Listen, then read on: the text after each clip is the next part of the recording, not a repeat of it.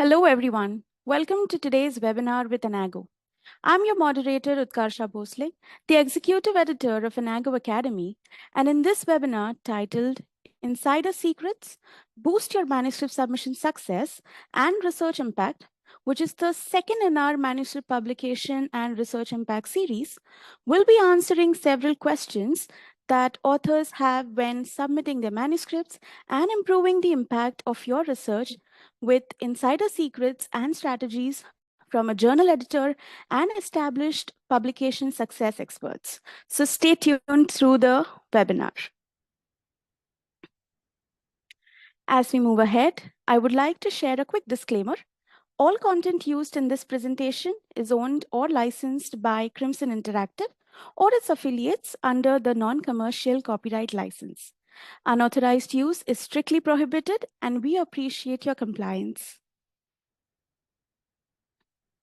So to enhance your webinar experience, we request you to share live questions or comments throughout the webinar. We will also be sharing a set of free downloadable checklists and resources for all attendees of the webinar via email after the webinar. Also, this webinar is being recorded, so you can view the recorded version of the webinar to view the presentation and revise your concepts you learned today. Here is how you can send us your questions using the questions tab in the control panel or via the chat box. We will address them toward the end of the session. We will address all of them. And just in case if we miss out on any, due to time constraints, we will be sharing a handout with all the questions answered by our expert panelists. Speaking of the panelists, today we have an exceptional panel of experts who will guide you through the intricacies of manuscript submission and share valuable insights on maximizing your research impact. Allow me to introduce the distinguished speakers with you. First, I'm pleased to introduce Adrianna Borgia, the managing editor at the American Society of Microbiology, who is also an Elsevier veteriner. Next, we have Dr. Amruta Kothare, Senior Publication Quality Analyst and Trainer at Anago Publication Support, who also holds a PhD in Life Sciences. Then joining them is Deepesh Bodekar, the Senior Publication Success Manager at Anago Publication Support. And myself, Utkarsha Bhosle, the Executive Editor of Anago Academy. This panel is ready to make your manuscript submission journey a success and also share insights on improving your research impact. However, before we delve into the intricacies of manuscript submission, let's first understand on what grounds do manuscripts get rejected. Next slide, please. Next slide. Yes, let's begin with the types of rejections first. And I would like to call upon Adrianna to discuss the different types of rejections and explain us a little more about journal rejections. Great, thank you. Next slide, please. Great. So you'll see there are three main categories of rejection. The first is either referred to as a desk rejection or an editorial rejection.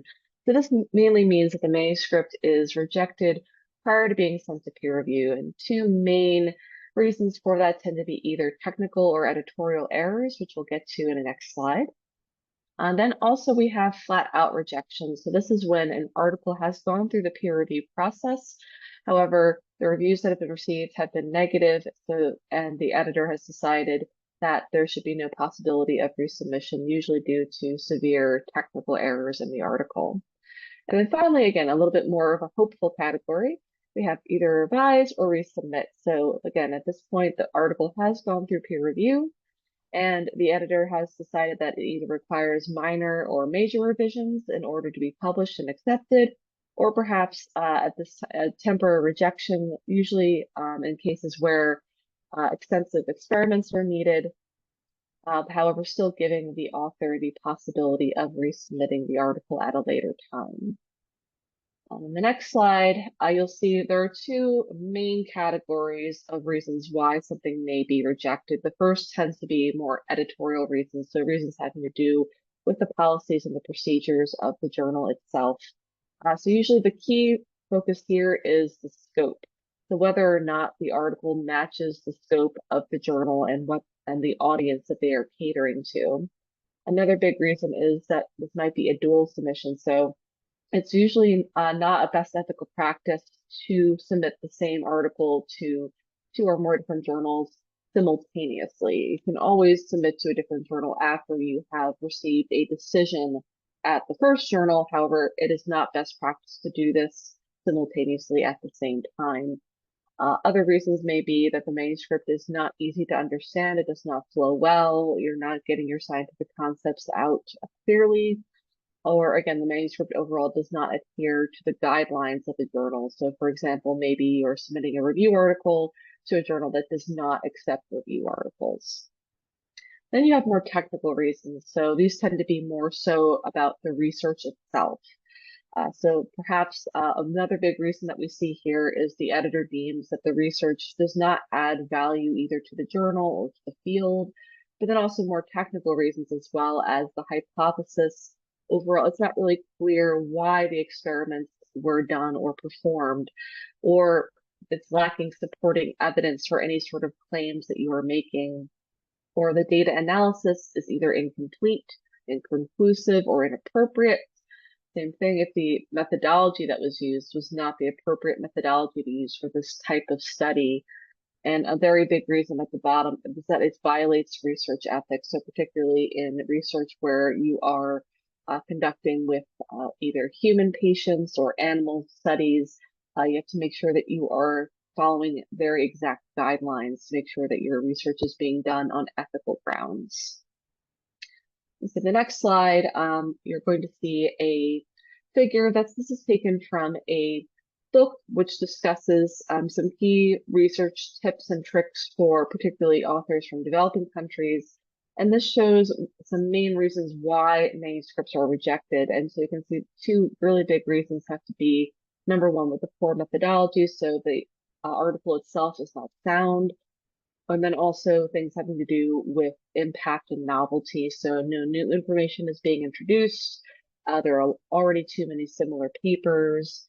And then of course you see also out of scope, poor language, incomplete data, and ethical issues. So it's really good to go into the submission process keeping these tips in mind, because this is a key reason why your manuscript may not be successful the first time around. And so next up, we're going to have a poll for the audience. So we're going to see, in your mind, what do you see as the most important phase of the manuscript submission process? And please, you're allowed to do multiple answers here. All right, so while we're waiting for those to come in, so just talking among the panelists here, I think for me personally, I feel that number three, ensuring compliance is the biggest one for myself, in that, you know, you can have the best written article, it could flow very well, it could be claiming really novel research studies, it could be technically perfect for a journal, but if it's not done on ethical grounds, that automatically makes it that the article is probably going to be rejected. And it could also affect future articles that you submit, as again, any sort of retractions or ethical misconduct is taken very seriously by journals. I want to see my fellow panelists if you have any other thoughts or.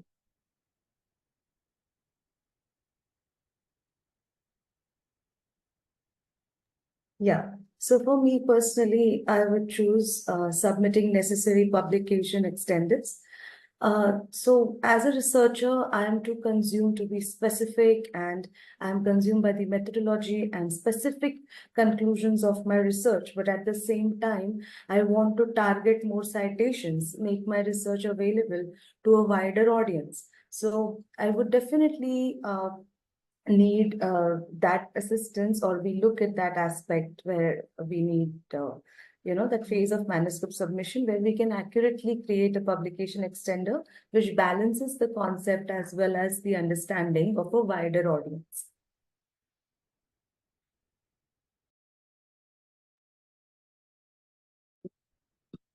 Oh, we have.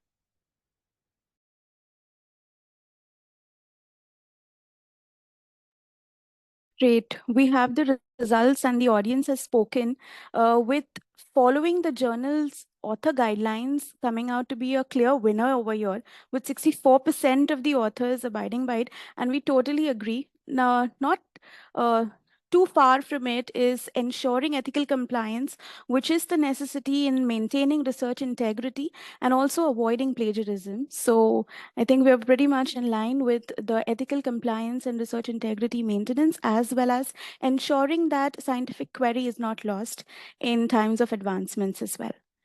So thank you, Adriana. That was a very insightful session, and we've got much clarity into understanding on what basis do manuscripts generally get rejected, and getting it from an editor perspective sheds more light into understanding and helps us avoid certain mistakes, especially for researchers who are new into the field of research and academia. So, moving on, now that we have understood the types of rejections, it becomes our onus to ensure we follow the necessary steps so that it is a smooth manuscript publication process. However, before that comes an often ignored step, I may say, of pre-submission inquiry. Now, what is this and how will it help us in avoiding rejections from manuscripts? So before that, let's first understand what a pre-submission inquiry is and how it is, helps in understanding the requirements of a journal that you are targeting to submit your manuscript. So the first thing that you need to consider is to understand the journal scope and aim. And in that sense, when you ask them how would you want your manuscript to align with the journal requirements, that is how you understand what the journal's of focus and objectives are. Later on comes is format mismatch. Why? Yeah. So next is submission backlog. And by understanding submission backlog, we are aware of potential delays due to which high submission values and, high kind of topical research can be avoided in terms of, submitting to probably a wrong journal or a journal that already has a lot of letters in place. Next up, we have format mismatch. That talks about how we must follow journal specific formatting guidelines to avoid rejection. The fourth point that we will discuss is the novelty of research. In this, the journal's expectations of how must we highlight the originality and the significance of our study is also essential. The fifth point that we need to consider is technical requirements. Meeting all technical specifications set by a journal is very crucial, especially with different journals from different disciplines having set technical requirements, be it in form of submitting publication extenders or any other formats that they would want their submissions to be made. It becomes the author's responsibility to do so. The sixth point that we will discuss is supplementary documents. There will be a section followed by this, which will talk about the supplementary documents that are necessary in terms of submitting your manuscript. But these are an additional support materials that help you in probably increasing or understanding for the editors and peer reviewers as to how your manuscript or research was being conducted and drafted. Later on, the seventh point is requirements for graphical abstracts, plain language summaries, or video abstracts. Now, these are in a regular publication term called as publication extenders. Not all journals, but some of the journals require you to submit graphical abstracts or plain language summaries or video abstracts as well, which helps us in reaching out to a lot of audiences and eventually increase the impact of your research as well. The next one that we will discuss is the need for additional work.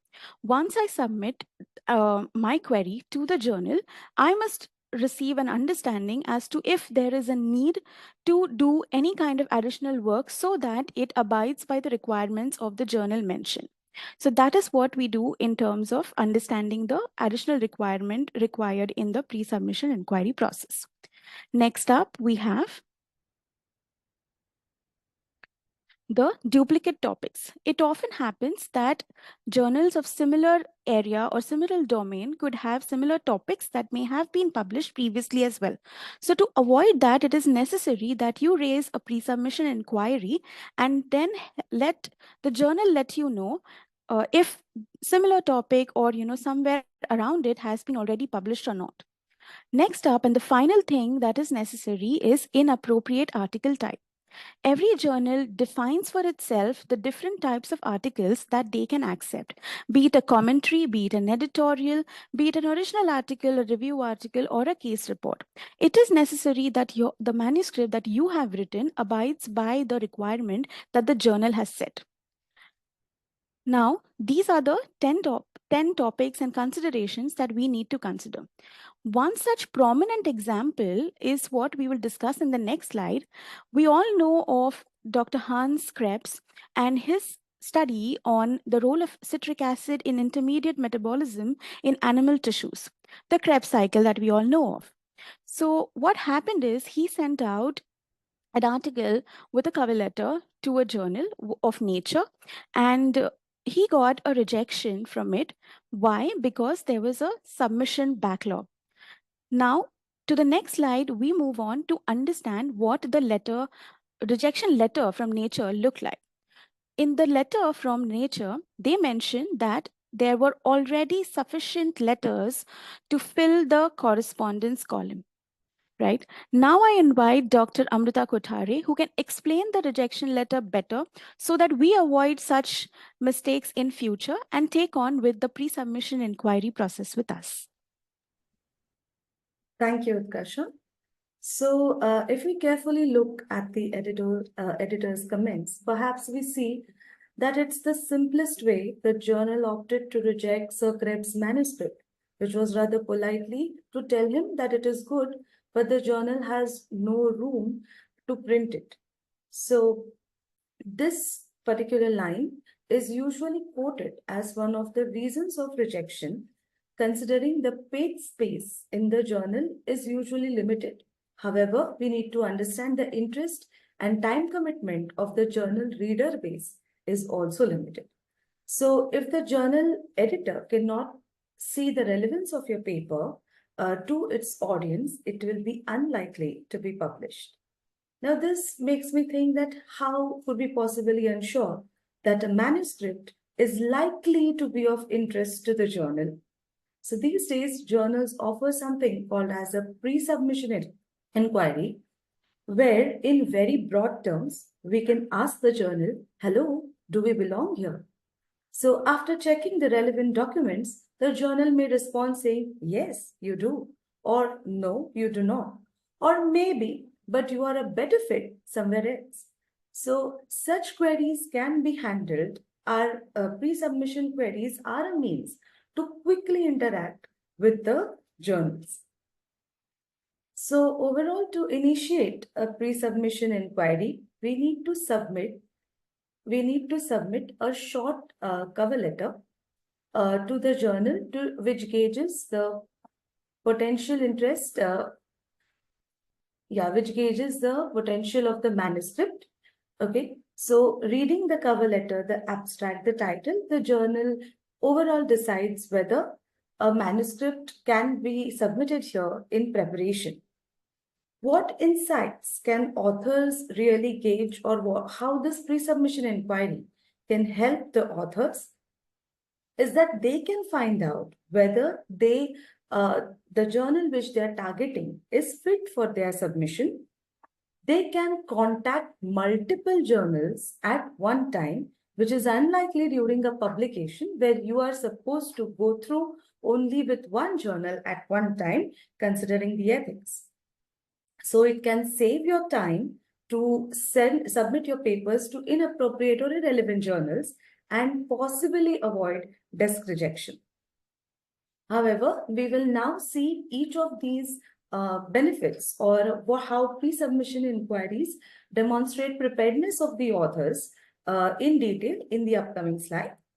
So first, a pre-submission inquiry helps the authors assess fit and the scope of the journal. So it allows the authors to gauge whether the manuscript is whether their manuscript is good fit for the journal's scopes and aims and the overall readership. So as I mentioned before, this can help them avoid submitting to a irrelevant journal, saving time and efforts. Can we go to the previous slide, please? Yes, thank you. Secondly, the author needs to identify the submission requirements of of the journal, and if they are prepared or their manuscript is in it aligns to the overall policies or overall publication requirements of the journals.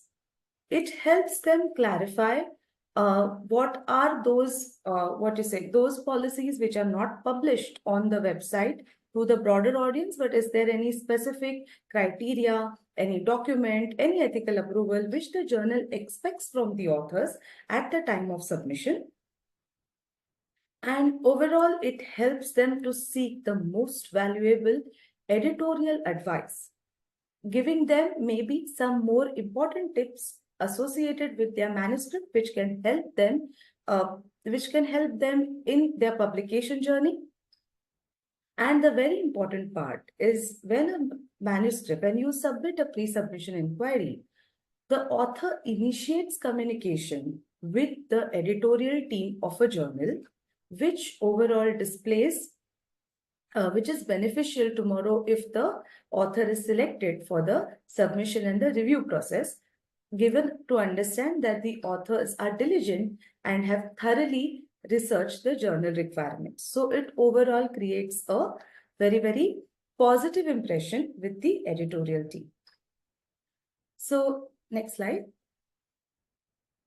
So in the screenshot on the screen, we present to you a pre-submission inquiry which was conducted by us for one of the clients, and where we shared where the author asked us to check for his with 5 journals if his manuscript was relevant, and we received feedback for few journals. Now, I would like to draw your attention to the third journal which has responded here. Now, this journal has responded saying that, okay, the manuscript is a better fit to one of our sister journals, and the authors can actually try publishing, okay, in those journals first, where they have a better chance of acceptance. So like we were saying, that the authors have, they get editorial advice of what benefit a pre-sub can do. So maybe the author had initial some 5 journals in mind, and they may land up with 3, but now the editor has suggested 1 more, so they have got an additional option for their manuscript publishing. So overall, what would I like to say? Like, to summarize this, what are the do's? Like, what do the authors necessarily have to do when they approach a pre-submission inquiry? Is find out about the journal scope. Now, journals have also publishing the guidelines required, like the guidelines for pre-submission inquiry. Like, what are their requirements? What are the minimal documents? What is the format of the inquiry that you have to submit? So authors can check that, refer that, and share a specific inquiry with the journal addressed to the editor. Be brief, be concise, and highlight your relevant research to the highlight the relevance of your research to the journal's reader, such that they understand how your paper is relatable to the journal scope as well as the audience. Along with the do's, there are certain don'ts that we definitely need to follow when we share a pre-submission inquiry. That is, please avoid sending an entire manuscript, because an entire manuscript will be considered as a submission, and then you would not be able to get the benefits of a pre-sub, what we discussed some time back. Then we have to never fail to provide the important details, maybe the contact information, ethical compliances, any special approvals, any important data, raw data, any certificates, any details which you acquired for your study, which you think may raise questions at the editorial board end. So definitely provide all those details in your cover letter. Avoid providing too much or too little information with regards to your study. Try to balance between a general introduction, highlighting the research and highlighting the study. You may add, some images, one or two at the max, just to support what you're trying to present to the journal. So these are all the steps that, as authors, we can ensure, like how most efficiently we can frame a pre-submission inquiry. But I'm very inquisitive to understand that how do editors exactly perceive a pre-submission inquiry?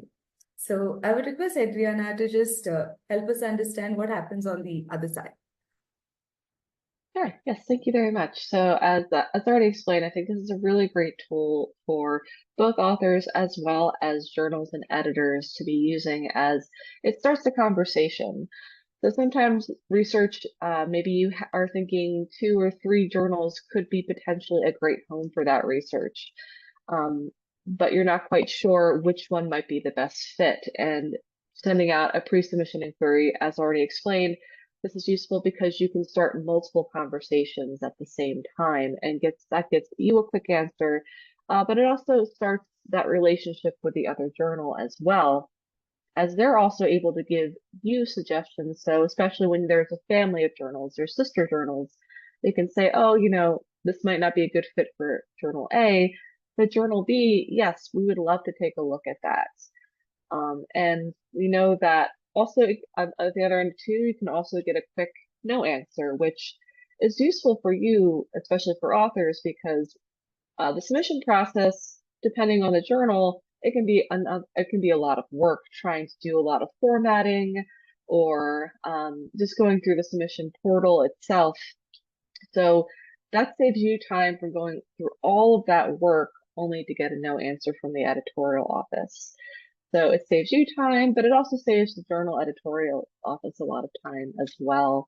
And as I said before, the worst that they can say is no, but even then, you've demonstrated that you are interested in their journal and that we can still start a conversation with you about maybe future papers that could be in scope as well.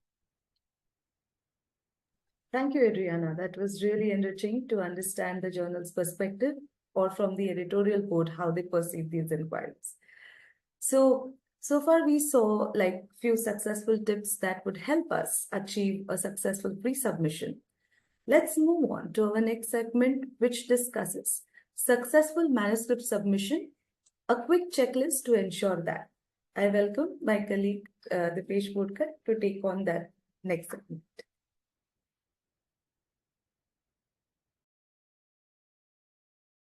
Yeah, can we move to the next slide, please?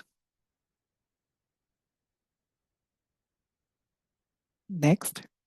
Yeah. So let's look at the tips for successful manuscript submission, the 6-point checklist. Let's try and understand what these 6-point checklists are and how they can help us achieve successful manuscript submission. Before we move to these checklists, let's go through a few success stories of our authors in their own words and understand the struggles they faced before publication. Next slide, please. So this is one case. In this case, basically, the author took about a year to get through the publication process. Initially, they received a rejection from the Insights into Imaging Journal, which is one of the journals they submitted first.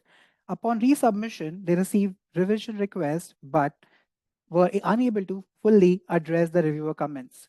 Hence, they moved to the next journal, which was Kansas Journal. Again, here they receive desk rejection. So whenever desk rejections are received, it is going to delay the publication process for the authors. So in such cases, our previous service, which we looked at, that is pre-submission inquiry, will avoid us delay the publication process. So this desk rejection was received due to a high volume of submissions at that time. Finally, the author received acceptance from the Journal of Magnetic Resonance Imaging, which is one of the Wiley journal, which has an impact factor of 3.3 and a site score of 9.7, which indicates it's a reputed journal by a reputed publisher. And even the acceptance rate was minimal, which was 27% only. So definitely it indicates that the manuscript had significant impact towards or contribution towards the research community. However, it took little longer for the publication process to get completed. Let's look at the next case. Next slide, please. Yeah. So in this case, mainly the author had a major challenge with respect to the English language, making it difficult for them to edit or improve the paper to meet the publishable standards. They learned about our services online and found it to be reasonable, which is why they opted for a few services at our end. With our assistance, the author received acceptance from the third journal they submitted to. After addressing two major revisions, based on the support and guidance he received, he would like to have our support for his subsequent papers as well. So these were two successful stories of few of our authors. Let's move on to this checklist to understand more about it. Before we move to the actual checklist and pointers, with these two success stories, let's gain more insights from our audience on the poll which is displayed on your screen. According to you, where do authors need more support?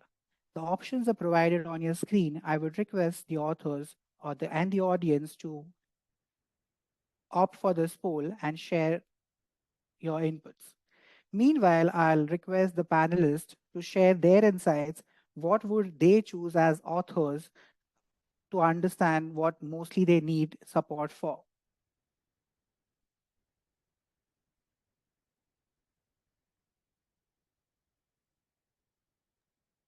In my opinion, Dipesh, I think writing a persuasive letter, cover letter, will be really helpful for editors also to understand. And if authors take support in terms of expressing what their research exactly talks about, highlighting the emphasis and the novelty and the significance of their researches, where they can use these cover letters at. Another thing that I also think could be important is submitting graphical abstracts and other supporting materials which are often ignored or not understood exactly about. So these are two of my most preferred options, which I think authors really need support at. What do you think, Amrita? Yeah, so for me, I think I would need more support when I have to resubmit the manuscript with response to reviewers, because that's like a very big go ahead towards publication, and I want that to be 100% accurate. So maybe there were flaws in my expertise, and now I would definitely seek support so that I address it, completely, to ensure that my publication is perfect and I have that chance of acceptance.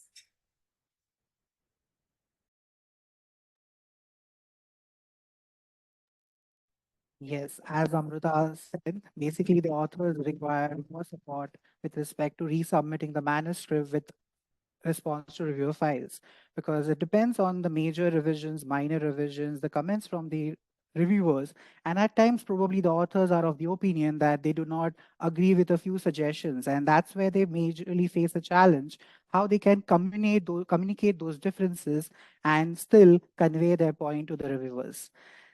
Let us let's move to the next slide and let us gain more insights from the editorial perspective on what do editors look for during the manuscript submission. I would request Adrianna to share her insights on this. Okay, thank you, Deepesh.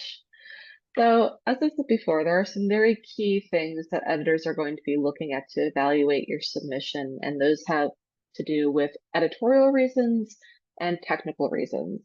And as we said before, one of the top reasons for editorial acceptance is that it fits the journal scope. Now, this means that the article is relevant to the particular audience of this journal, which is important for the journal because, again, they want to maintain their readership. But that's also very important to you as an author and a researcher, because you don't just want to submit to any journal. You want to submit to a journal that is going to be read by people who appreciate your research and who will perhaps even cite your research when they're doing their own and build upon that further. So scope is very important both for an author as well as an editor. And then, of course, adhering to the journal guidelines. So being very careful in reading the guide for authors before you even start to submit to the journal, and that you have to really understand what are some key things that the journal wants you to do in terms of formatting, as well as different types of materials that they require. Some journals have very strict formatting requirements. Some journals, maybe they have a little bit more what's known as a free-form submission, where it doesn't matter what the formatting of your references is on the first round. So that's just very good to know going in how strict a journal will be. So for example, one of my journals, it's a data journal. So it's very short data set descriptors of publicly accessible genomic data sets. So that has a very strict word limit. It can only be up to 500 words. If it's over 500 words, that immediately gets desk rejected and sent back to the author to resubmit. Or another big key reason is data availability. There are some journals, especially the data journal that I work on, that it requires that the data is already publicly accessible. So again, if you're not meeting that key requirement, that is a huge reason for desk rejection from that journal. Then getting into a few more technical reasons. So clarity and organization. So making sure that that doesn't mean that it has to be written completely perfectly. No, it doesn't have to be completely perfect. However, you still need to make sure that whoever is reading your article is able to follow the overall flow and story. So do you have standardized sections? Are the ideas and concepts laid out clearly? And also, are the figures and tables, are those created in such a way that they are fully showcasing your data and your results? So that's very important, again, not just for the readership, but also for you to make sure people are understanding your research.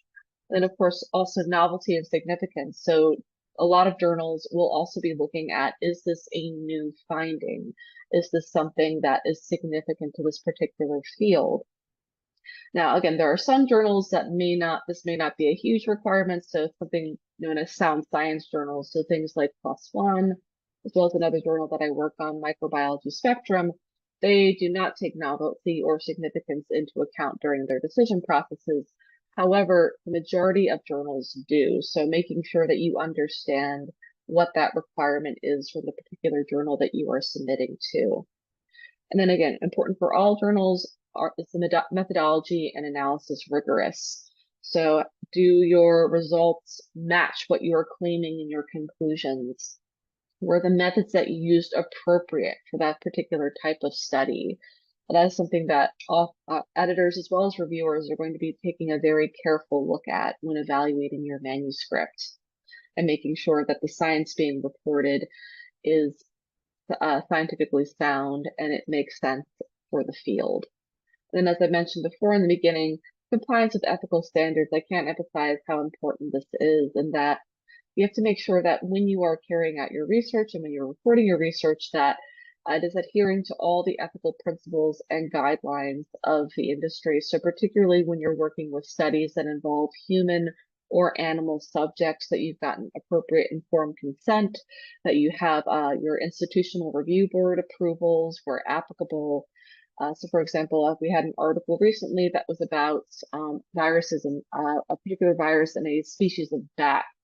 And in this particular country, the editor noted that this bat was endangered. So the author was missing a key ethical approval from their institutional review board to be able to even do this perform these studies on bats. So very important that you take care of this as quickly as possible, particularly upstream during the research process before submitting. And then again, potential impact and interest. So maybe it's not a new finding, but is this a finding that furthers the research in this field and would be very interesting to the journal's readership and scientific community? And then finally, peer review potential. So all of these things that the editor is looking at kind of takes the editor's mind into, okay, is this a study that has a good potential to go to peer review? And then another thing that they might take in mind is this something that they would be able to easily find reviewers for? And is this going to impact potentially how long it would take to review the studies, particularly if it's a study that's in a very niche area where there are a few experts, or maybe it's a more interdisciplinary study where a number of different voices or opinions are going to be needed on different aspects of the study. So these are all very important things that an editor takes into account when they are doing an initial evaluation of their manuscript. So the next slide, so those are the key areas that they're looking at. But there are a few other things that can also lead to successful manuscript submissions. So as I was saying before with reviewers, another big thing that editors think about is, okay, is this something that I can even find reviewers for? And a lot of editors, they are experts in their field. However, sometimes if it's a more niche study, sometimes journals will ask an author to provide reviewer recommendations. But something very important to keep in mind. So while this is very helpful for an editor to have from you as an author, as again, you've done a lot of research and you are very close to this particular study and this particular subject, make sure that whatever you are, number one, whatever you are suggesting is ethical. So make sure there are no potential conflicts of interest. So you're not suggesting somebody who works directly in your institution or is a co-author that you've worked with recently. And also too, keeping in mind the diversity of the people that you are suggesting. So a lot of the times, I know people automatically suggest the huge experts in the field who have been around for a very long time. Those reviewers tend to be very busy with their own research. So if you know somebody who is earlier in their career, who has a lot of knowledge in this area, particularly somebody maybe from an underrepresented group, this is really helpful for the editor as it gives them a new and eager voice to review the manuscript. But it's also very helpful for that reviewer as well to start getting more experience in peer review. But I wanted to see if any other panelists had any other thoughts on this.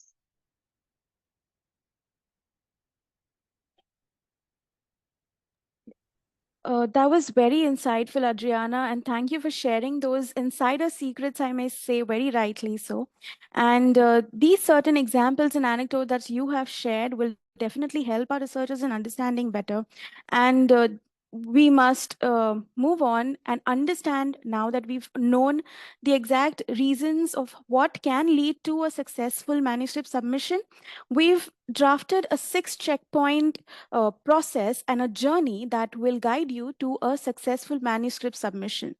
The first being submission of essential documents, second one, guidelines adherence, third being online ethical considerations and research integrity, followed by online submission of your manuscript.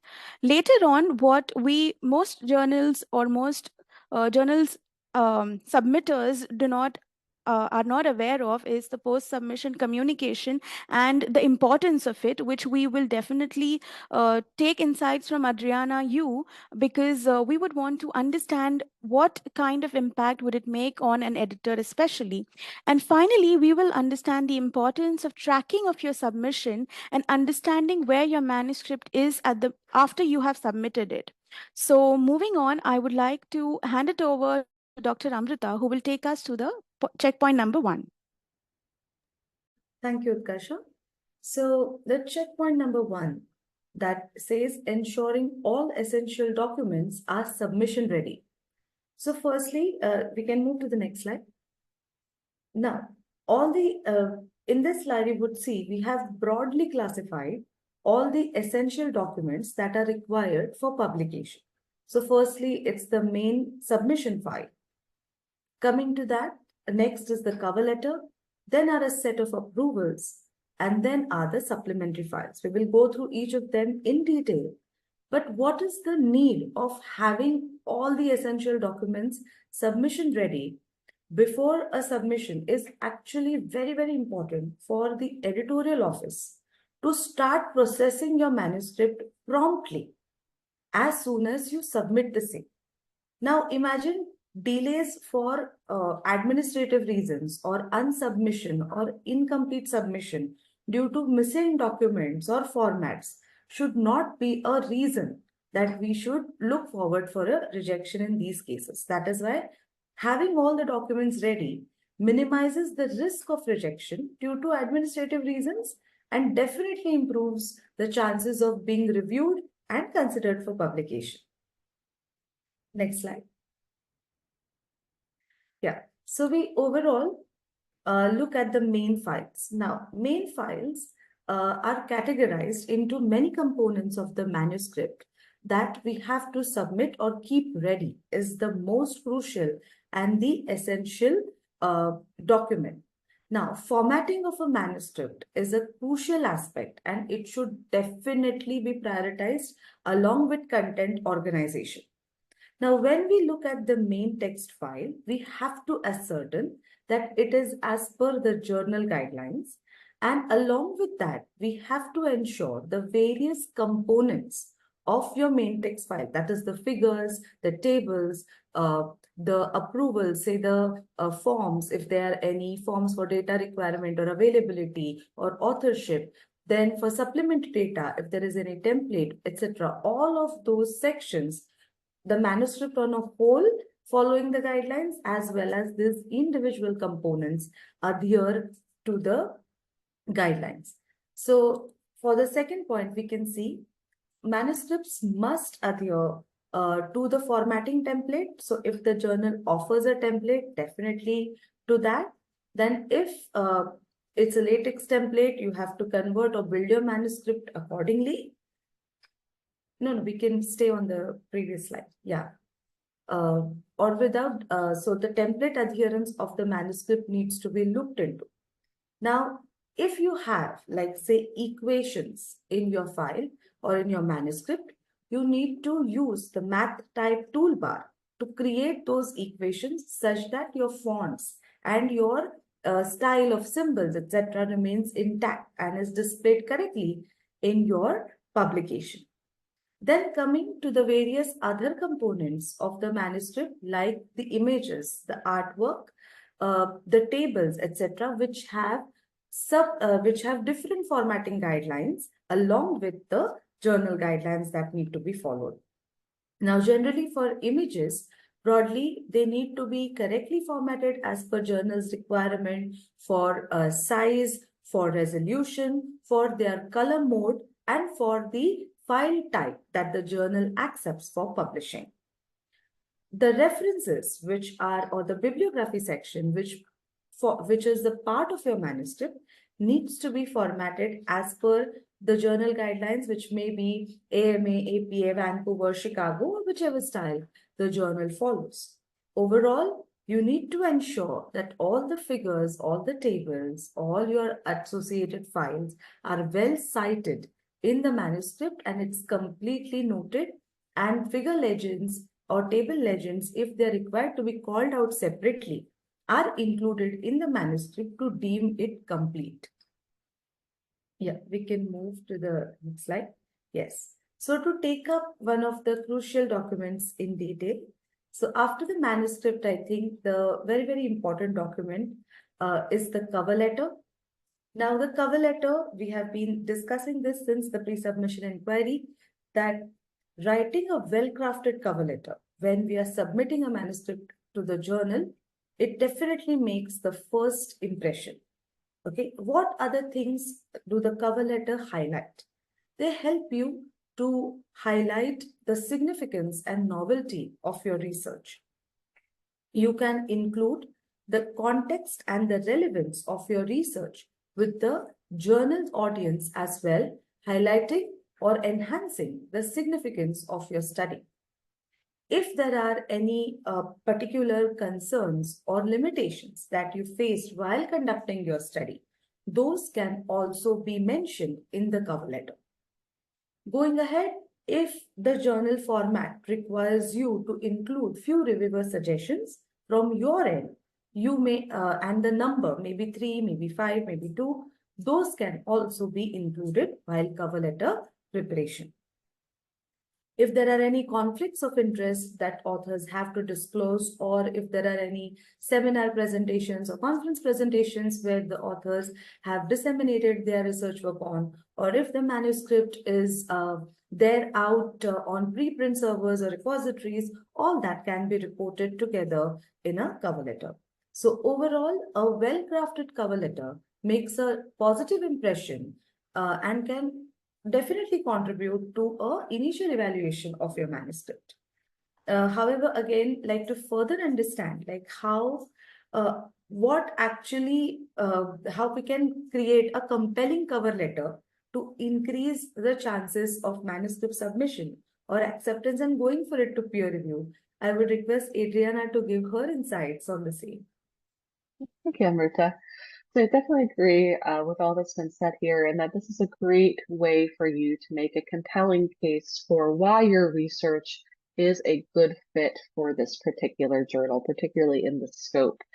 And this is a really great tool to use if you have research that might be a little bit more multidisciplinary. So you can really argue that, yes, this is exactly why I feel that this article is going to be relevant to the journal audience, why people will find it interesting and impactful for their own future research. And especially in putting in a few key points, noting not just the scope, but what are the key findings of the journal. So this is a way for you to really entice the editor and make an argument that this is something that is worth the time to go through peer review and make sure that this is something that can benefit not just the journal, but the field as a whole.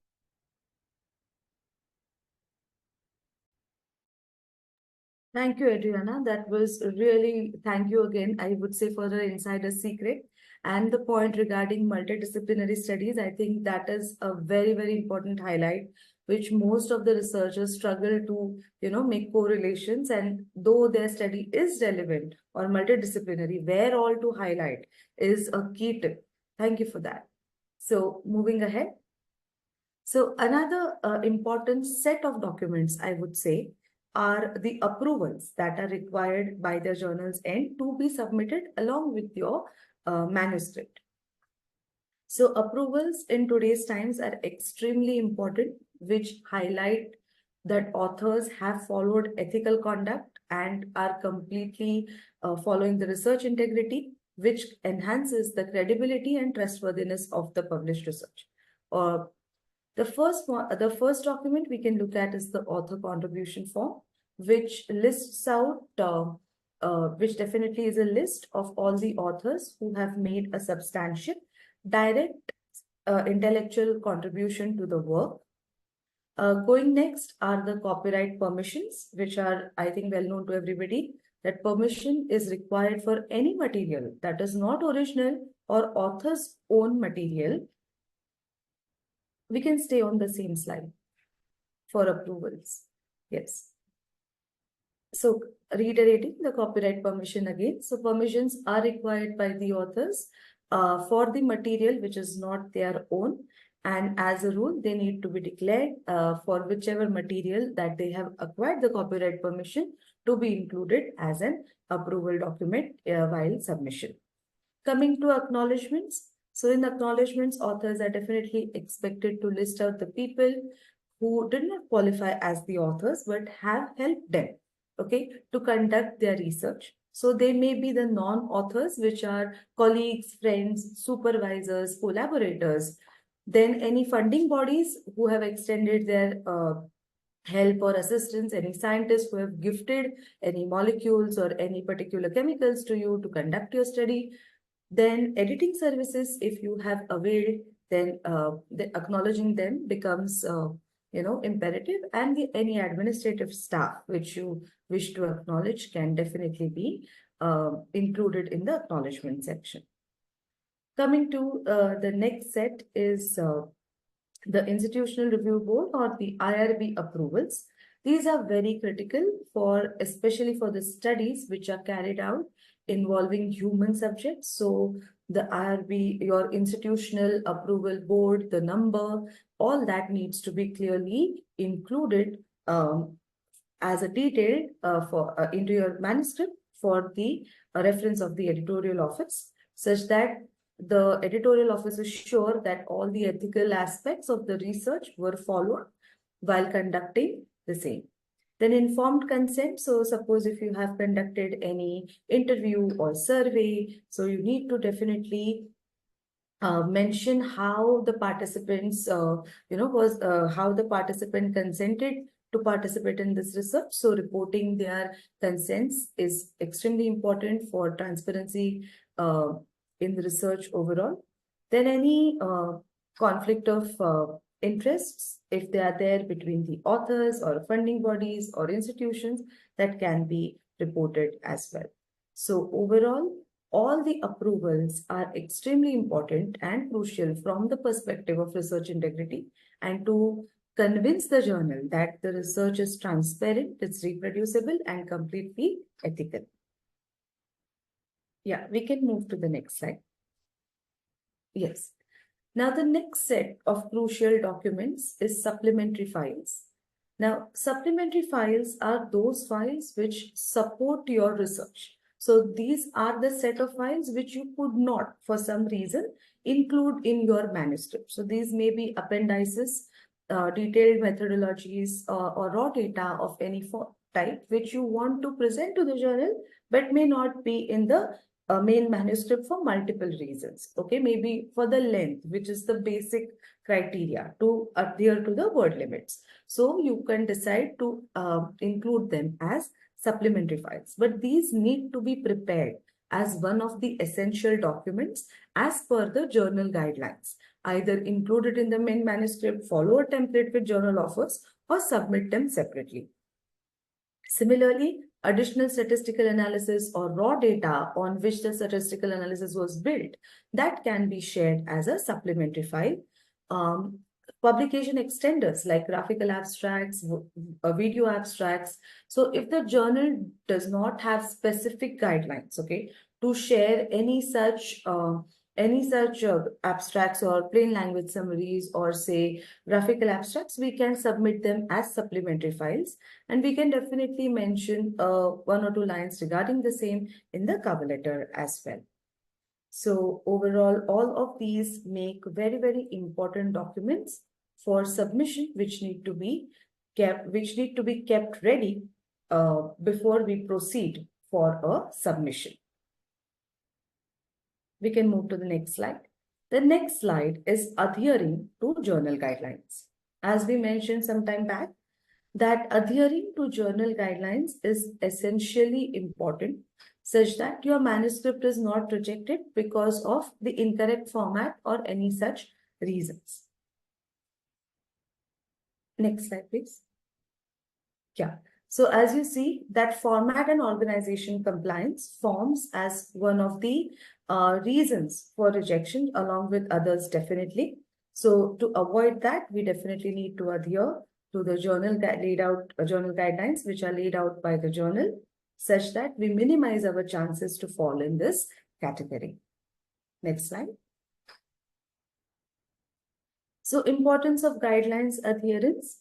So first and the foremost importance is because it helps you successfully go through the submission process, you become more eligible for peer review.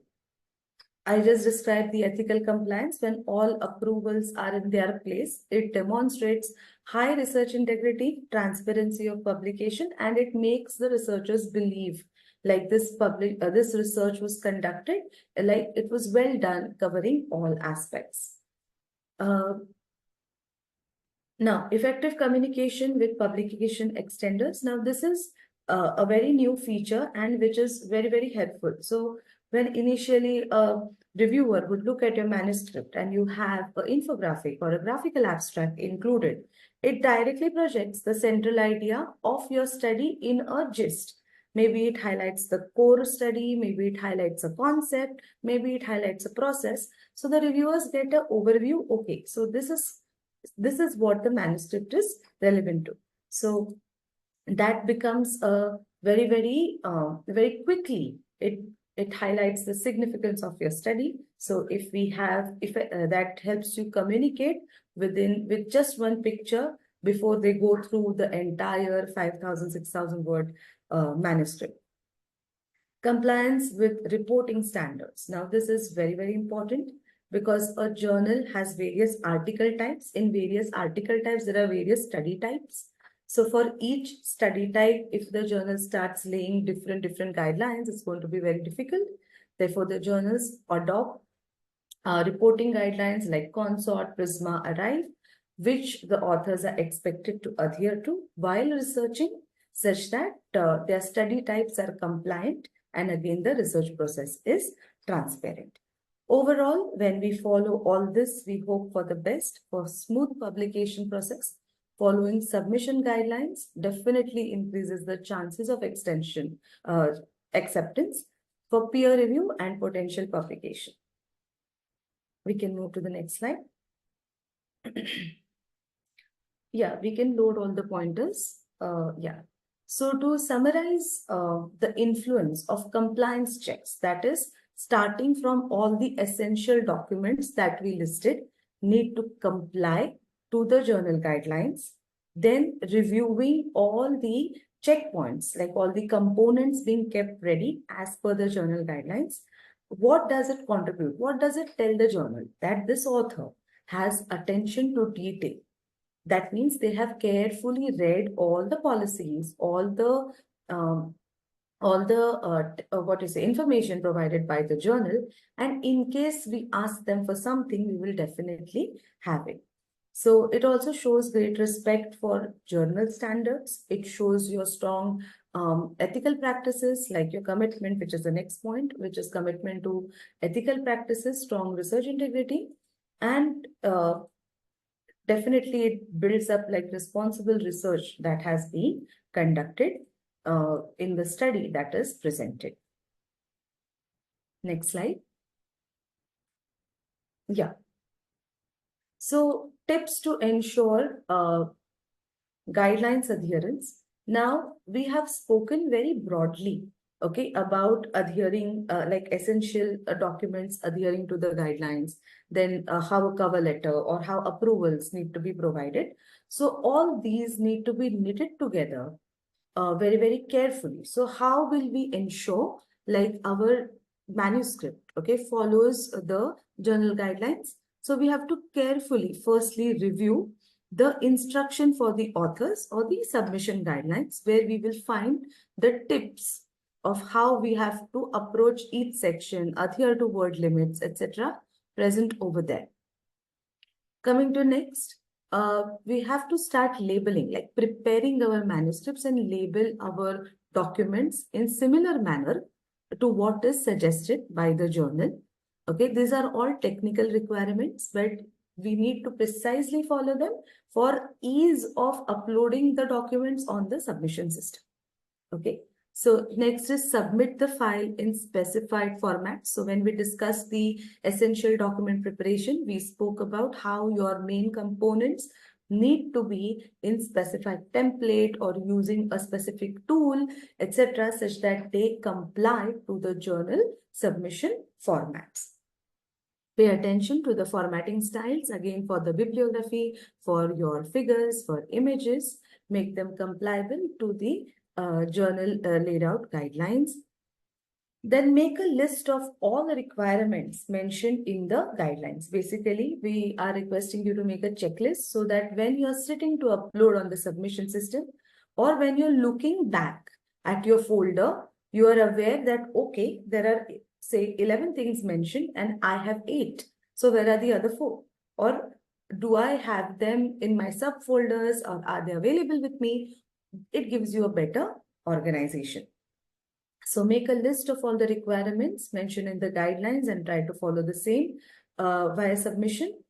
Include any journal-specific section like graphical abstract or plain language summary if it is mentioned on the guideline or as guided before as a supplementary file.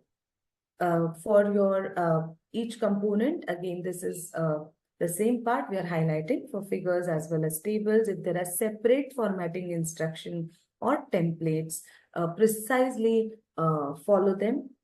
Follow the word counts that are given on the website, on the journal guidelines for abstract, main text, figure captions, etc., because they are very, very crucial, since we saw Sir Krebs' rejection letter that the space inside a journal is very limited. Therefore, all these guidelines are laid out with a clear understanding that we can accommodate only this much content, or this much like measure is given generally to accommodate the content. So overall, we need to ensure that all the journal guidelines are adhered as laid out by the journal, such that such that we ensure that our submission goes through very, very smoothly. Though this is sounding very technical requirement, but formatting should be treated as equivalent and as rigorous as how much we are rigorous enough when we are preparing the content, because that is equally important and facilitating for the review process.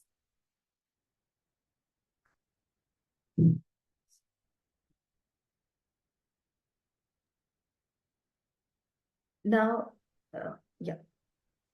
Moving on to the checkpoint number 3, which is ensuring research integrity.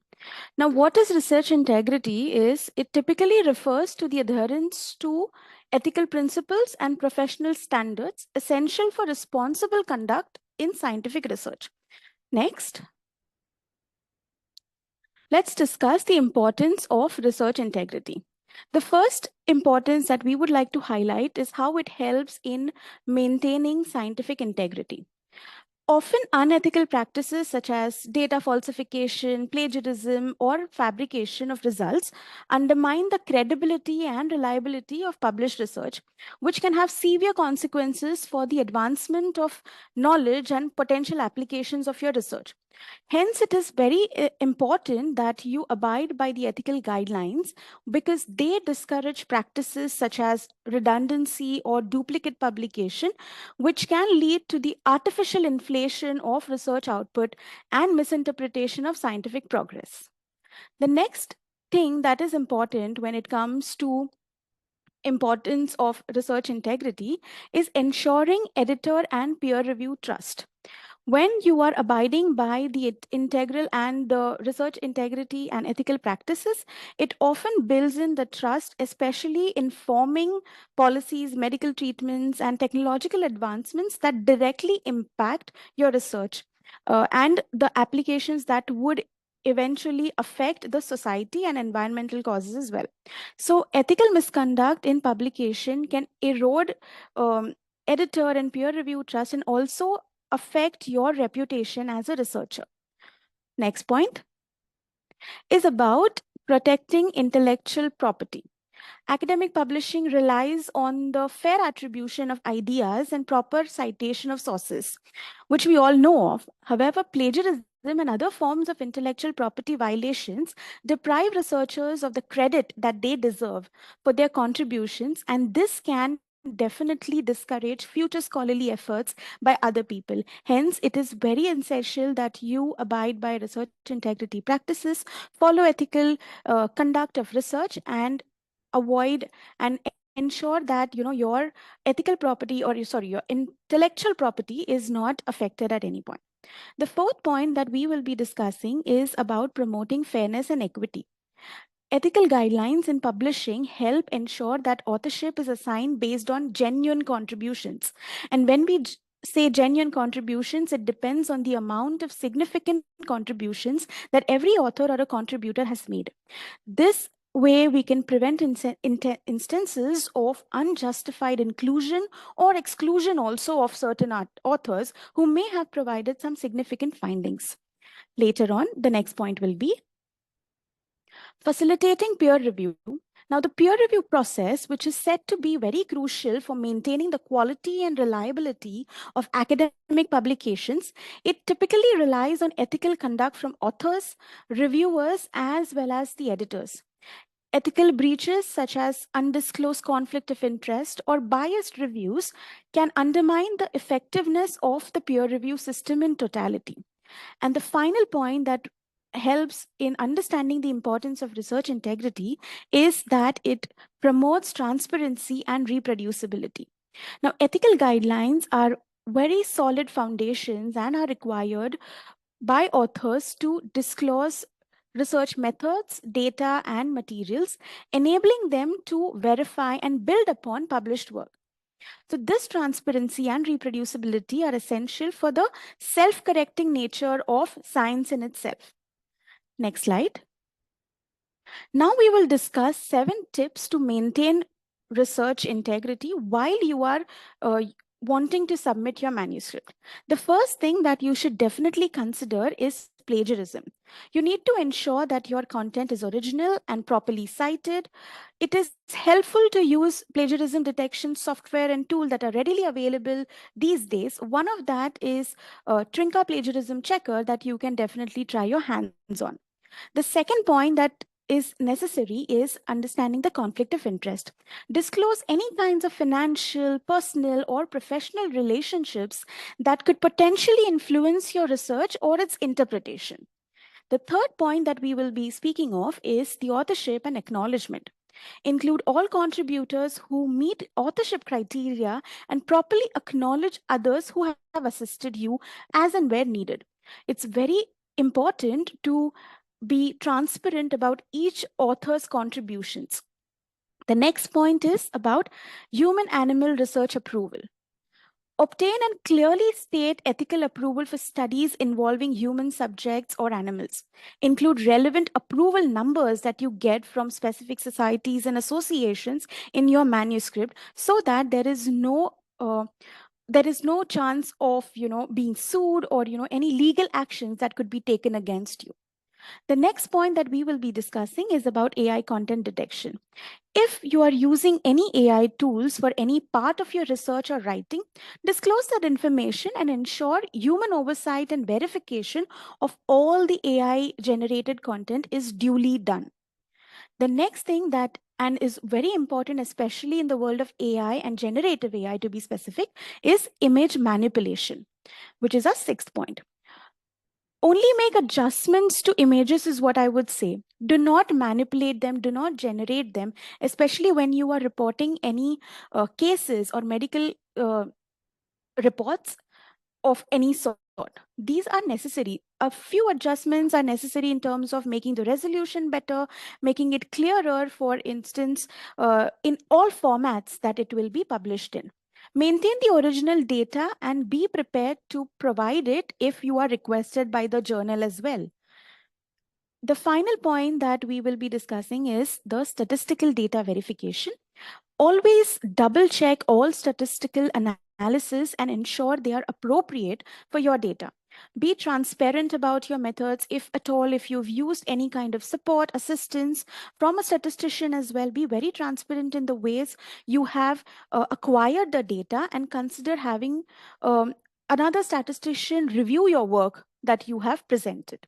Let's move on to the next slide. Now, there are certain declarations to support ethical research conduct. We can load all the points on this slide. Recently, ICMJE raised out guidelines which mention how can we declare and support ethical research conduct. Now, these are the 8 points that are very prominent in that area. First one is author and non-author contribution. Be specific who's the author and who's the non-author. This helps in ensuring that there are no future repercussions that you may face due to any kind of conflicting interest whatsoever. The second is AI assistance disclosure, which we also mentioned in the previous segment. The third one is conflict of interest disclosure, which we all are aware of, that it is essential that we mention any kind of funding, personal, or any kind of conflict of interest disclosure. The fourth one is informed consent, which Dr. Amruta also mentioned, that how important it is to be included in one of your supplementary documents when you are submitting, and your approvals that you're submitting as your essential documents to be submitted during your manuscript submission. The fifth point that that ICMJE actually has mentioned is about ethical compliance when it comes to institutional review board approvals. And these are very critical and requires your institution's approval in terms of ensuring that you have abided by all ethical practices while conducting your research. The sixth one is corrections and retractions. If at all there are any changes, even in the sequence of author, let's say, or any kind of significant changes in your methodology or the way that you've conducted research, if there are any alterations that you need to make, or even if you want to retract the data, please follow that and declare it to the next submission that you do in another journal maybe. Overlapping publication is a big no when it comes to scientific publishing. It is never encouraged to publish in more than one journal at the same time as well. The final point is data sharing statements. How and in what formats is the data shared, how secure it is, the privacy of it, all of these things need to be mentioned very properly. Now we move on to the next slide, which is the poll question. And I request you all to select the possible option here where you would need support for ensuring high research integrity. The options are displayed on your screen. The first one being to avoid plagiarism, data image manipulation or falsification, undisclosed use of AI generated content, dual submission and duplicate publication, or copyright infringement. While all our participants take the poll, I would like to ask Adriana, what do you think would our author select, or what would you select if you were to choose any of these means? Yeah, thank you. Yeah, I think for me, that's definitely number three, undisclosed use of AI generated content, just because this is such a new area. I know for journals, but it's also a new area for everybody on how do we. There are a lot of great uses for AI, and there are a lot of ways that we can use it to help to enhance our research and our language editing. But there's also a dark side as well. So being very mindful of what is okay to use when when using these tools, what type of use is okay versus what type of use is unethical in nature. And I think this is something that everybody is needing more guidance on. Yes, absolutely agree with you. And AI, although inevitable, we need to be very careful of it and we need to embrace it with its limitations as well. We need to understand and we need to use it very responsibly. So, what do you think about it, Dipesh? So I think Oh, most of the, yeah, so we yeah, have the answer basically, which I was great. about to include. Most of the authors usually find it difficult to paraphrase the plagiarized content. So that is why most of our authors offer some services which we offer, like developmental content rewriting, which assists the authors to paraphrase the plagiarized text in order to reduce the overall similarity index. Because some authors do definite take definite next steps in order to avoid plagiarism by citing the appropriate paper, appropriate facts, or blogs which they have referred to. However, even if you have cited the appropriate reference, it cannot be the exact words which has already been published online. So that is something which we have identified that most of the authors require support with. Excellent point made, Dipesh. So that was it about the third checkpoint, which was on ensuring that you comply with all research integrity methods. Moving on is the fourth one, where we will talk about the online submissions. And I would like to call upon Dipesh to take over the session. Thank you, Utkarsha. So coming to the fourth checkpoint, checkpoint number 4 is online submission. Let us look at how these online submissions take place and usual steps journals follow. Yeah, online submission systems. So as we all know, electronic submission systems have become an integral part of the current publishing process. They assist authors with a stepwise process based on the journal guidelines or the submission system to facilitate easy submission. These online submission systems are personalized with unique credentials for the authors, where all personal details can be updated and shared with the editorial team based on the type of review followed by the journals. Coming to the next slide, here are a few submission portals listed for your reference, which are followed by most of the publishers, which is Scholar One, Editorial Manager, Manuscript Tracking System, etc. Before we move to the next slide, I will just give you a brief about the next slide where we are showing you the the submission process for one of the journals of Springer Nature. So as we see on the screen, the author has chosen the submit option, wherein he's been asked to choose the appropriate article type. After he has chosen the appropriate article type, he's been asked to provide the email address to verify whether there is already an existing account. If not, they will register with the journal in order to continue with their submission process. Once they proceed to the next step, they have already selected the article type, so they'll continue with the submission. They will be asked to upload all the details with respect to the manuscript file. So they'll be uploading the manuscript file, which is there. Along with that, they will upload figures, tables, or any additional files which are applicable for their manuscript. This can include any forms or related approvals which they want to convey or share it with the journal editorial board. Now they'll manually upload the title, abstract, and the main thing, which is the cover letter, which is required for the editor to understand what the study talks about.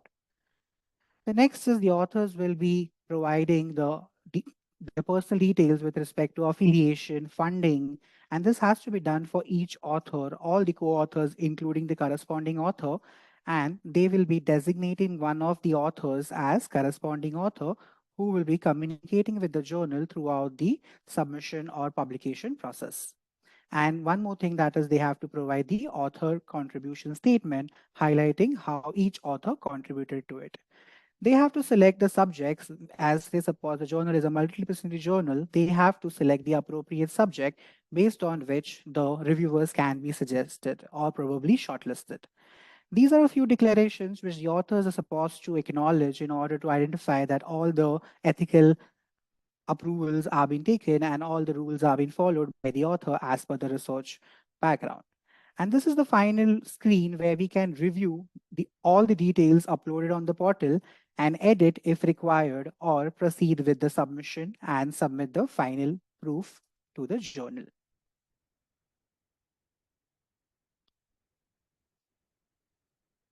Yeah. So we can move to the next slide. All right, thank you, Deepesh, for walking us through the submission process. So I know once it's submitted, that's not where things end. There's still a lot of opportunity for communication. That's either communication from the editor or the editorial office to you as an author, or for you to communicate with us. It can always be a two-way conversation. So in the next slide, I'm just showing why it's important and what are some areas for this communication. So first and foremost are addressing any queries or requests. So sometimes after you submit, an editor might have additional questions or ask you to clarify a few things about your research or your files, or again, asking you for revisions or additional information. So that's one area where there could be some post-submission communication.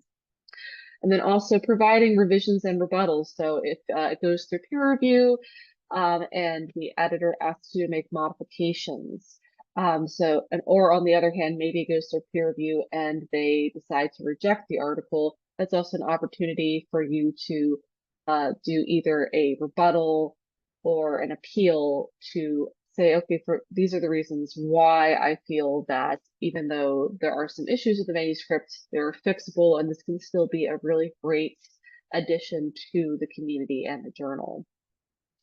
And also communications can help to facilitate the overall process. So again, when there's open communications between both the author and the editors, that makes sure that any sort of questions or queries are answered promptly and that there are no delays happening for your article or to the publication process. And of course, communication is very important in clarifying misunderstandings. So sometimes you might get an instruction from either an editor or a reviewer that is confusing, or you don't quite understand what they're asking. So rather than assuming and either not answering that question or answering it the wrong way, it's best to follow up and say to the editor, hey, I saw the reviewers asking this. I'm not quite sure what you mean. Can you give me some more clarification so I can properly answer this query? And then also, of course, if you once the article is accepted, there will be communications discussing the publication details. This can include things such as additional formatting requirements. So again, there are some journals where they might not require a lot of formatting upon first submission, but if it is accepted, they will ask you to do some formatting after the fact. There are also communications about copyright transfers or various open access options that may be available to you. And also, when it comes to proofing your article as well, you'll get emails from the editorial office with further instructions. And then just overall, it's important to just use any kind of communication that you're having, either with an editor or the editorial office or reviewer.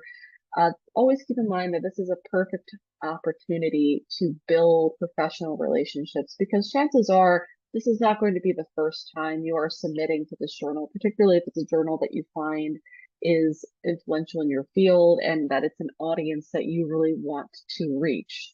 So the more you can help to use these communication opportunities to build a professional relationship with the journal, with the editors, that is a really great opportunity for you.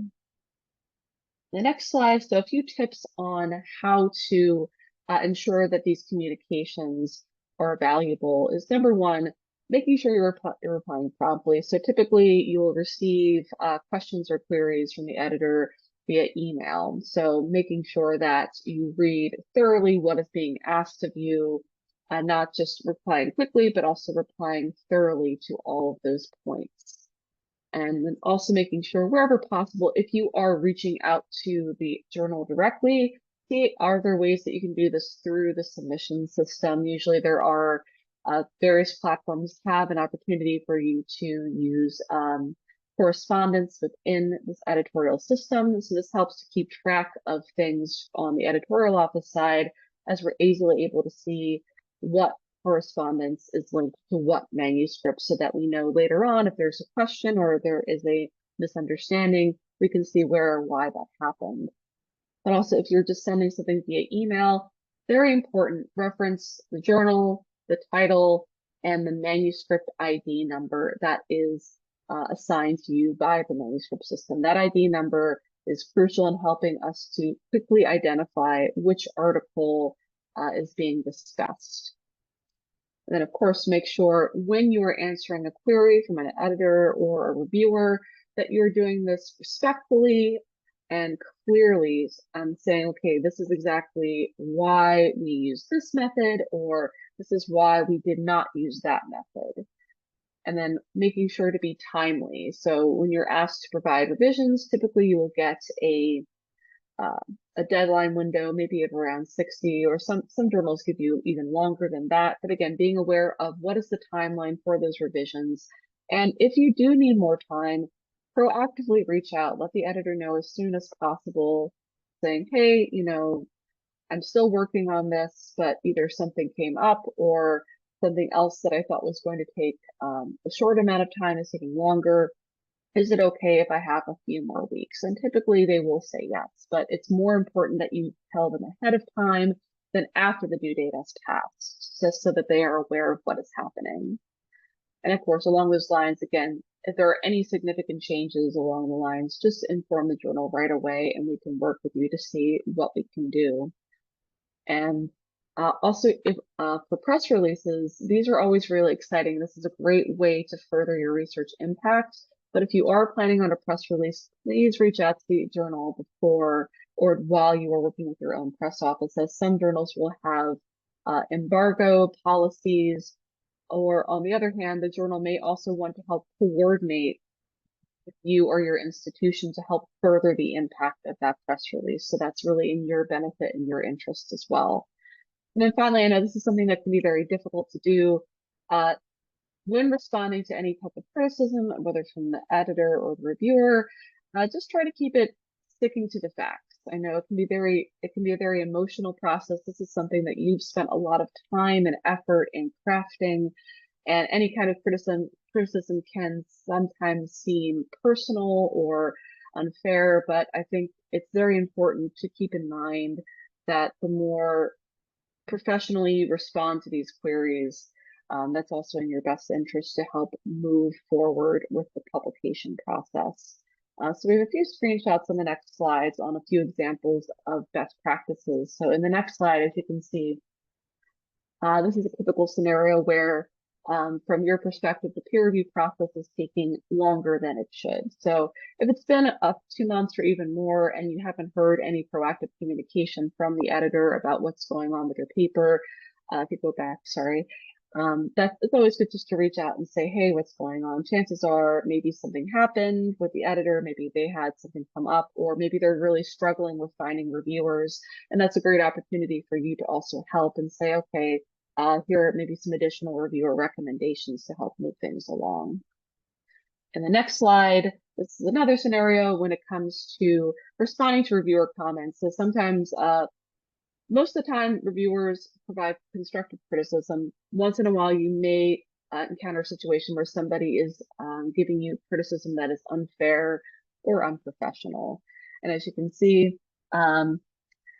basically you can talk to them and say that you have this explanation for why the change has been made and what the revisions are in the text. And in the next slide,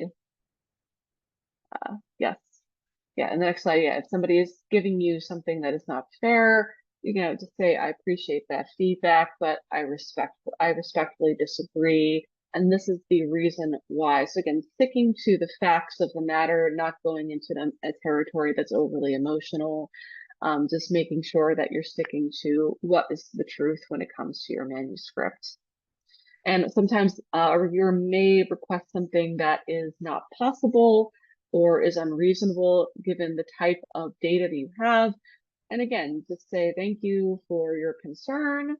We understand that this is an important consideration. However, this is why we were not able to do this type of study for this particular reason. So that is a great way to further handle situations like that. All right, coming up to the next slide, we have our next checkpoint. Sorry, actually, no, this is a revision letter. I'm sorry. And yes, so when you are sending a revision letter back, updating that to say, you understand the corrections and that you've been thorough in responding to all of the reviewer comments where possible. So having both a separate document responding line to each one, and also typically providing a marked up manuscript. So a manuscript with track changes is very useful for the editor to see exactly where you have made those changes, and is reassuring to the editor as they know that you've taken the reviewer comments seriously and that you have been able to adequately address all of those concerns and further improve the manuscript. All right, so we come to our next checkpoint on tracking submissions. Yeah, thank you, Adrianna. Now that we have completed the submission process and addressed post-submission communication if it was required, let us look at how the manuscript flows at the editorial end after submission. Can we move to the next slide, please? So yeah, this flowchart helps us understand how the manuscript flows from the time the author submits it until the publication stage. As you can see on the screen, the author has submitted the article. The article has been accessed. It moves to the next step wherein the editor assesses the manuscript. Say suppose the editor rejects it, which is called a desk rejection. The manuscript goes back to the author. Say suppose the manuscript has passed the preliminary screening, it will move to the reviewers, and probably the reviewers might suggest minor or major revisions, and those revisions will be directed to the author. Author makes the revisions and gets back to the editor, which has been again passed on to the reviewers to assess it. Now reviewers will assess it and share the findings or the conclusion with the editor. Basis the editorial board's decision, either the manuscript is accepted or rejected. Say suppose it is accepted, then it moves to the production stage, and next comes the publication stage. Moving on to the next slide, here are a few examples highlighting the submission status as we track it post-submission. The first example in the screenshot on the screen shows that the manuscript has passed the technical checks and moved to the next step, which is identifying appropriate reviewers and assigning them the manuscript for peer review process. Whereas the second screenshot, the second example indicates that the manuscript has been accepted by the journal. However, if you see on the screen, like the screenshot also highlights the date of submission, which was February 2024, and the acceptance date is May 2024, which is a recent example. It highlights that it took around 3 months from initial submission until publication, which is a good example to get published in the shortest period possible. Moving to the next slide, this is the final checklist now that we have completed all 6 checkpoints which we are supposed to cover as part of the process. Now let's just go through quickly and understand what these 10 checkpoints are. Double check facts and details. Second is well-prepared tables and figures. Third is acknowledge and cite all sources. Fourth is structure manuscript in journal format, which is very important. Fifth is format in journal style. Sixth is manuscripts edited by native speakers because language plays an important role at the screening as well as review stage. Seventh is accurate author information. Eighth is plagiarism-free manuscript. Ninth is ethical guidelines compliance. And the 10th one is impactful pursuance of cover letter. We will be sharing this screen or this checklist as part of our post-webinar communication, so you do not have to worry about it. Moving to the next slide, we will quickly cover how preprints play an important role and how these can be considered by the authors while they are probably shortlisting the journals or they are submitting to the journal. So let's first try and understand in simple terms what a preprint is. So a preprint is a version of a scientific manuscript posted on a public server prior to formal peer review process, which is prior to submitting it to the journal. As soon as it is posted, your preprint becomes a permanent part of the scientific record, which is citable with its own unique DOI. However, it has lower credits than a manuscript. Let's quickly see the benefits or look at the benefits of preprints, which we can see on the screen at the moment. First is no peer review. So there is no peer review required for a preprint submission as it is required for a journal publication. The next is parallel submission process. That means you can simultaneously submit the manuscript to the journal as well as the preprint server. The next is no publication fee. So most of the preprint servers are free to use and do not charge any publication fees. The next pointer or benefit is easy access to publication record. So preprint allows researchers to make their work available in the public domain immediately without delays, and it helps them receive reviews or comments from fellow researchers within the community. Licensing and copyright. Preprint serves often require authors to license their work under specific license to enable open access and reuse. Moving to the next slide, let's quickly understand the difference between a preprint submission and a manuscript submission, which will help most of the early researchers on the in our audience. The first aspect is purpose and audience. Preprints are early dissemination of the scientific community for feedback and to establish clarity, whereas the manuscript submission is a formal peer review and potential publication to reach the academic community. Now let's quickly compare them and understand the difference again. Like review process. So in case if it's a preprint submission, it is not peer reviewed, whereas manuscript submission is peer reviewed. Speed and accessibility. Considering peer review is not done in preprint, preprints are rapid. They follow immediate publication process, whereas manuscript submission is a comparatively slower process as it goes through multiple rounds of peer review. Status and credibility. So it establishes, it is credible, definitely the preprint submission. However, it has a comparatively lower impact than the manuscript submission because manuscript submissions, once published, have higher credibility and are valued more in the academic evaluations. Coming to the next point, that is corrections and revisions. So when it comes to preprint submissions, authors can update their new version based on the feedback received multiple times, which did not go through peer review process, whereas revisions which are part of manuscript submission are part of peer review process, final editing by the journal before it gets published. Coming to the last comparison point, which is citations and impact.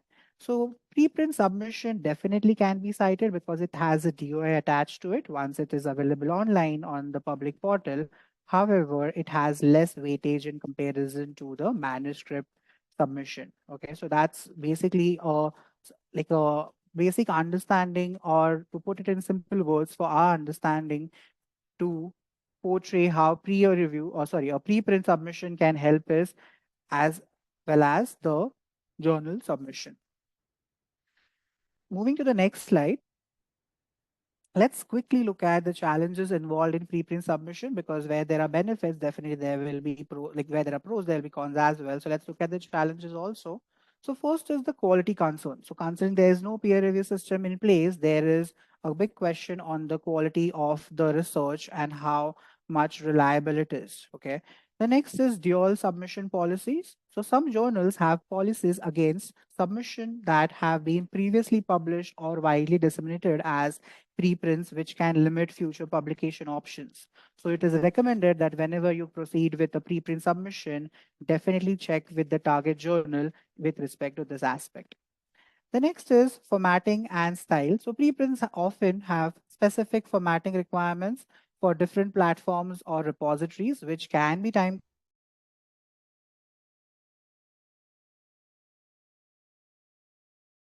coordinating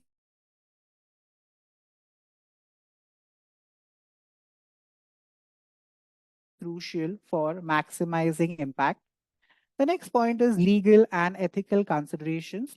Understanding copyrights, laws, licensing agreements, and ethical considerations is essential.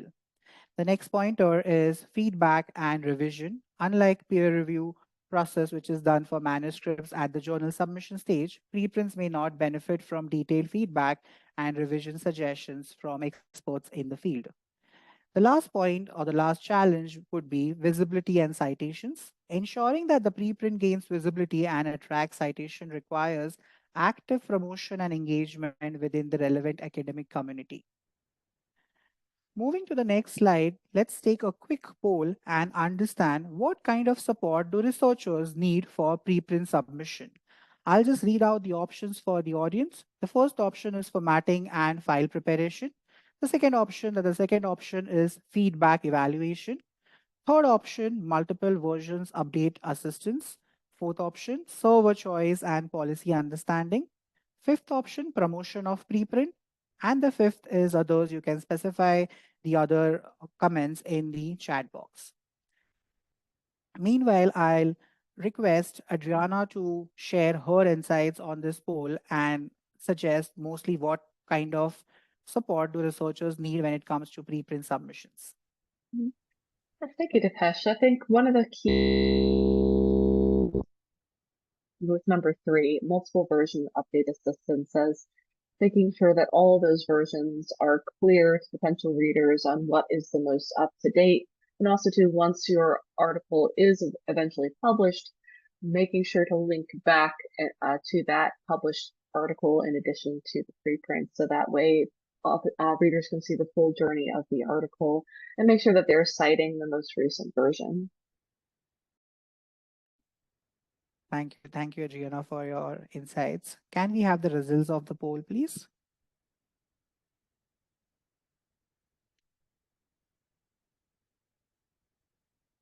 Yes, so most of our authors believe like it's first as well as second option, where they would require support for formatting and file preparation, as well as feedback evaluation, because there could be multiple feedbacks on one single pointer. Which one to be considered is something where they would require a second opinion or probably an expert's advice in order to proceed in such cases. Let's move on to the next slide, which is more of with respect to our research impact. I'll hand it over to Dr. Amruta to take it ahead. Thank you. Thank you, Deepesh. So research impact is like a new trending thing which helps you build your citations, publicize your research to a broader audience, as well as present your research in the most simple format to a broad range or to interdisciplinary audience, which is like the need of the hour. It also helps you project your ideas in the most like simplest of forms. Next slide, please. Yes. So there are a lot of strategies which help you increase your research impact. So firstly is like you need to publish in high impact factor journals, possibly open access, such that they are available to a wider audience. Leverage your manuscript content on the social media platforms like graphical abstracts, video abstracts, tweetable abstracts, something like that, so that people know what relevance, what type of research has been conducted. Collaborate with fellow researchers, where we have interactive platforms, now LinkedIn, but previously we have ResearchGate, etc., where we could read others' research work, collaborate, ask questions, seek insights, etc. Present their research work at seminars and conferences, engage with media, press releases, podcasts, blog writing, for that matter, to publicize your research. Include a plain language summary associated with your topic, such that it highlights the research in a simple, non-technical way to a very, very broader audience. May not be specialized for that particular topic, but still will be able to relate to the content. And make research, nextly make research accessible through graphical video or abstract, like the pictorial abstracts, which we can present, and they give out the core of your research. We can move to the next slide. So there are various aspects which can be applied to increase the research impact. Firstly is the graphical abstract, which visually represents the key findings and the concepts of your research, so that the readers are able to grasp the main ideas and the key results that you have presented.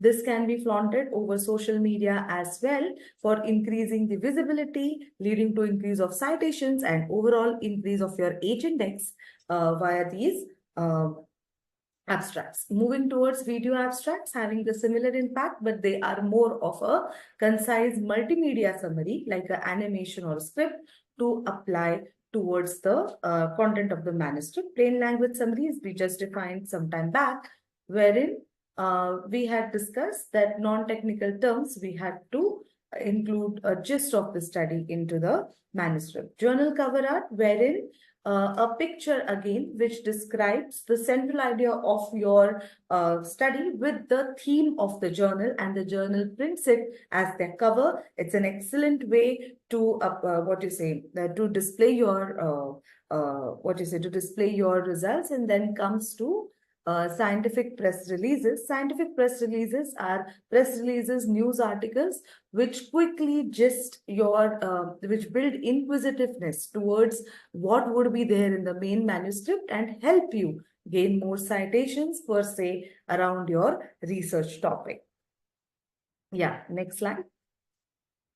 Yeah, we can, so why develop publication extenders? So today, when I'm talking to you and I tell you, okay, let's imagine a microprocessor.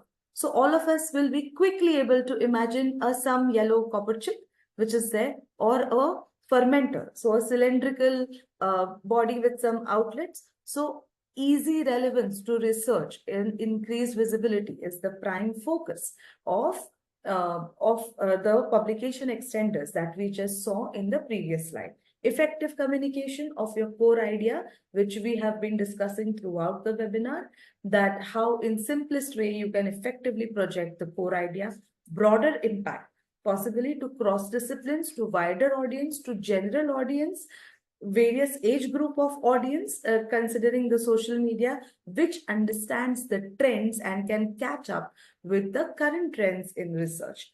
It can help in engagement and collaboration, as well as, I told you, increase citations, and of course leading to your eventual increase of your H index and dissemination of the research that we have conducted.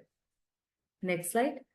Now leading to yeah, so here we just give you one of the examples of a graphical abstract that we developed for one of our clients, where we are displaying how in vivo near infrared fluorescence resonance energy transfer was conducted for MMP2 in ALI and ARDS in mice. So if you can see, there is a there is a ALI injury that has been caused in the mice, okay, using the MMP2 production by alveolar epithelial cells.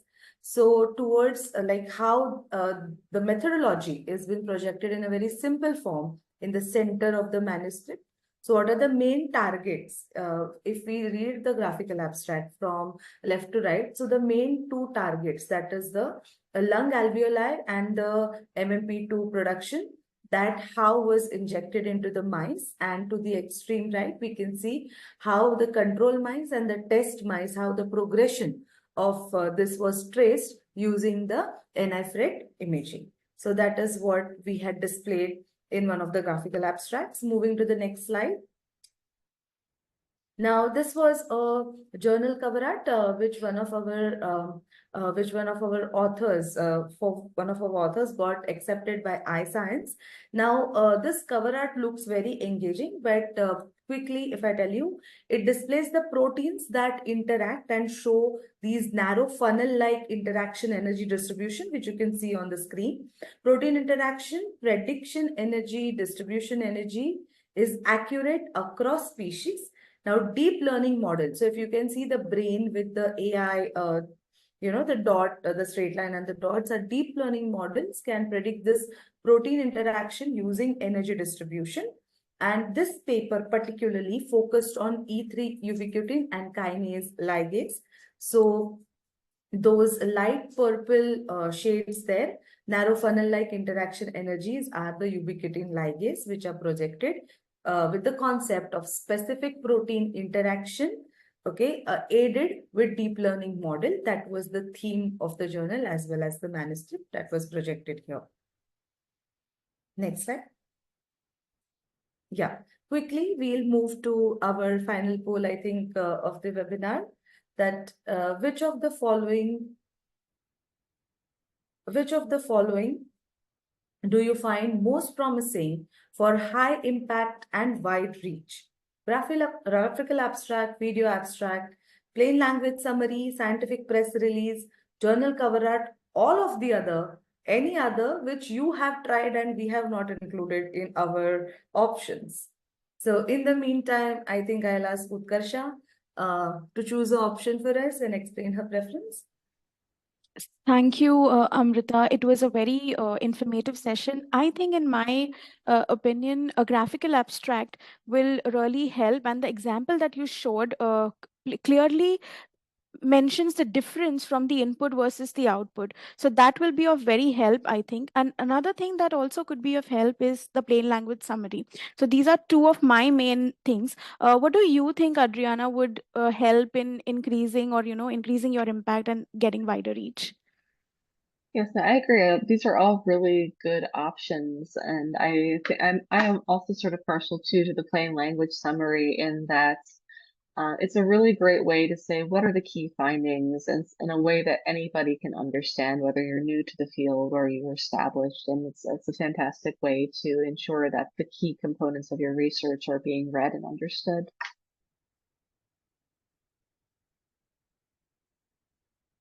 Here are the results. Great. Definitely a lot of So, votes. yeah, so our authors also like I agree with us, like graphical abstract, and next being the plain language summary. We should not underestimate the simple language power. Uh, that's great.